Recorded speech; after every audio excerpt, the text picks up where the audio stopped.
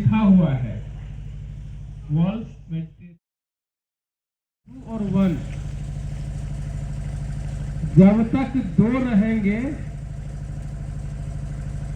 तन जन लड़ाई झगड़ा होते ही रहेगा। जब दोनों मिलके एक हो जाएंगे तब वहां से निर्माण मतलब अच्छा अच्छा चीज बनना शुरू होगा। तो जब एक उसी को भारतीय संस्कृति कहती है अद्वैत, एक ही है, दूसरा कोई नहीं है। अद्वैत, 2 नहीं, एक।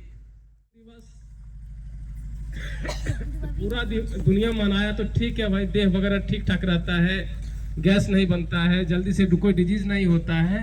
ये मेडिटेशन डे क्यों मनाया जाता, क्यों शुरू किया? साहू साहू आपका हाथ कटा हुआ है क्या? तो फिर ठीक से रखिए।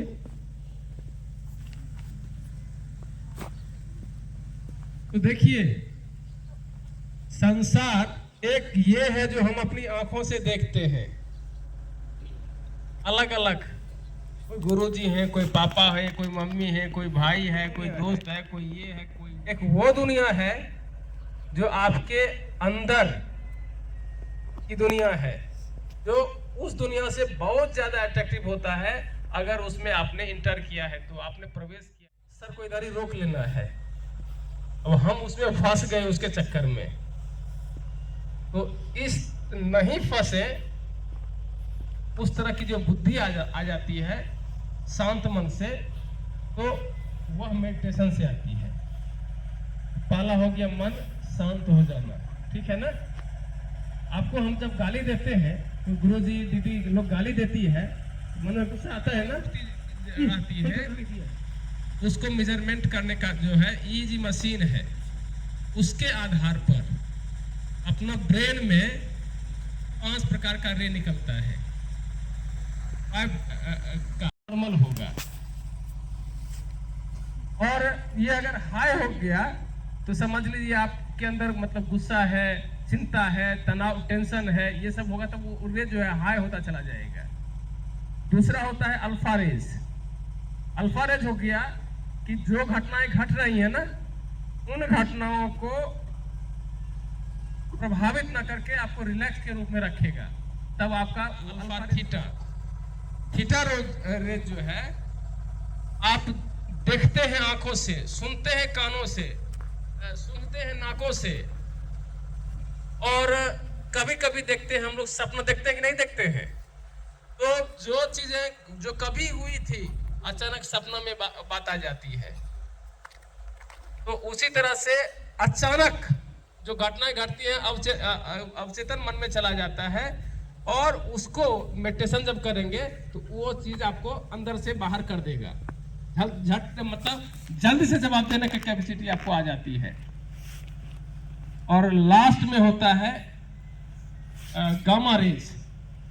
गामा रेज होने से पता चल जाता है कि ये आदमी बहुत बड़ा आदमी है, वो चीज देखा बिल्कुल याद हो गया। आप सुनते होंगे स्वामी विवेकानंद के बारे में कि स्वामी विवेकानंद किताब देखे और फिर सुबह लिए, शाम में लौटा दिए, पूरा लाइब्रेरियन गुस्से में आ गया है, ये क्या मजाक है, इतनी मोटी किताब तुम लिया देखने के लिए लेता है क्या? तो उन्होंने कहा कि है कि अगर झट से जवाब दे देंगे तो दोस्ती आपकी घट जाएगी, और सोच समझ के जवाब देंगे तो सामने वाला सोचेगा कि अरे मुझसे गलती हो गई थी, लेकिन इसने बहुत एनालिसिस करके ऐसा किया, दोस्ती आपकी बढ़ेगी, तो उसके दिल में आपके प्रति आदर की भावना जग जाएगी। दूसरा सूत्र दिया है आत्मवत परान अपि पश्यत। आपको हम छड़ी मारते हैं, चोट लगती है कि नहीं लगती होगी? तो जैसे चोट आपको लगती है वैसे ही चोट अगर हम छड़ी से अगर दूसरे को पिटाई करेंगे तो उसको भी उसी तरह से चोट लगेगी। इस तरह की फीलिंग का होगा। लड़ाई करना शुरू कर देते हैं, उसको छोड़ देने के लिए कहता है। ये मेडिटेशन जब करेंगे तो ये से आएगा कि लड़ाई झगड़ा नहीं करें। और लड़ाई झगड़ा तो और स्पर्धाम किया जाता है, जो कंपटीशन की भावना आते हैं, चोरी से, छल से, प्रपंच से, धोखा से, हम दूसरे से आ जाएगा। इसके बाद है किया जाता परेशो आक्रमणाक्रमणम। कभी कभी हमको दिखाने की आदत हो जाती है, उनको मेरी ही बात माननी होगी, वो सब नहीं। हम जो कहते हैं आई एम ऑलवेज राइट, इस तरह की भावना को छोड़ने, अपने आप छूटना शुरू हो जाता है मेडिटेशन करेंगे तो। इसकी अगली पंक्ति है, जननी पृथ्वी काम दुघास्ते। माँ जो है, ये पृथ्वी जो है अपनी माँ है, और ये माँ हमें अन्न भी देती है, हमें शरण भी देती है। इसलिए हम धरती माँ को पोल्यूटेड ना करें। प्लास्टिक फेंक रहे हैं, जहां तहां पेड़ काट रहे हैं, जहां तहां मतलब आलीशान बिल्डिंग बना रहे हैं, इसका भी सीमा है ना।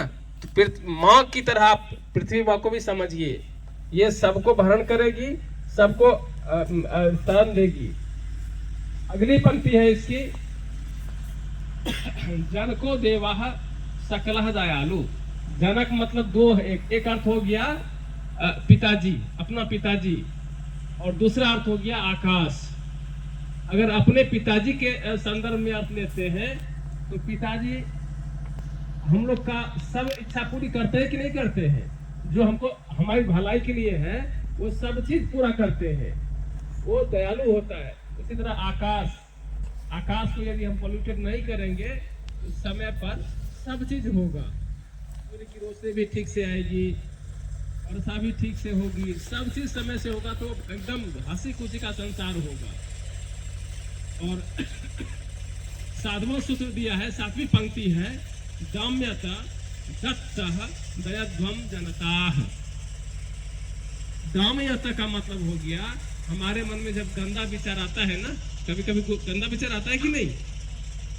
आप लोग के मन में भी आता होगा, गंदा विचार है तो उसको रोक देना। कभी आता है, उनके पास नाविकों को देने के लिए धन नहीं था, अतः वे समुद्र में कूद पड़े और तैरकर शिला पर पहुंचे।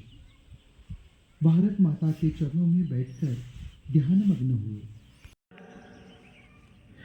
क्या सर्वनाश की इस व्यथा ने तुम्हें पूरी तरह, अपनी पत्नी, अपने बच्चों, अपनी धन संपत्ति, यहां तक कि अपने शरीर को भुला चुके हो? महाभाग्यवानों, मेरा यह विश्वास नष्ट हो चुका है, जिसकी स्वयं प्रेरणा नष्ट हो चुकी है। जो पद दलित, भूखी, झगड़ालू और ईर्ष्यालु है, उस जनता को हृदय से स्नेह करेगा तो यह देश पुनः उठ खड़ा होगा। भारत दोबारा तभी उठ सकेगा जब सैकड़ों विशाल हृदय युवक युवतियां सुखोपभोग की समस्त कामनाओं को तिलांजलि देकर अपने करोड़ों देशवासियों के, जो धीरे धीरे दरिद्रता और अज्ञान की गहन गर्त में गिरते जा रहे हैं, उनके कल्याण हेतु अपनी समस्त शक्तियां लगाने का संकल्प लेंगे।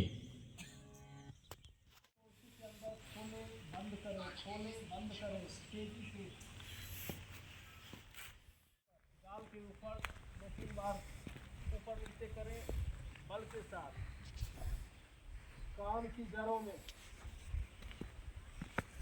गर्दन, और बहुत धीरे से अपनी आंखों को तब खोलें जब शांति मंत्र की पूर्ति हो जाए। सर्वे भवन्तु सुखिनः, सर्वे भवन्तु सुखिनः, सर्वे सर्वे भद्राणि पश्यन्तु मा कश्चित् दुःखभाग् भवेत्। ओम शांति शांति शांति। धरती माता की ओर झुके प्रणाम की स्थिति में, और धीरे से अपनी जगह खड़े हो जाए।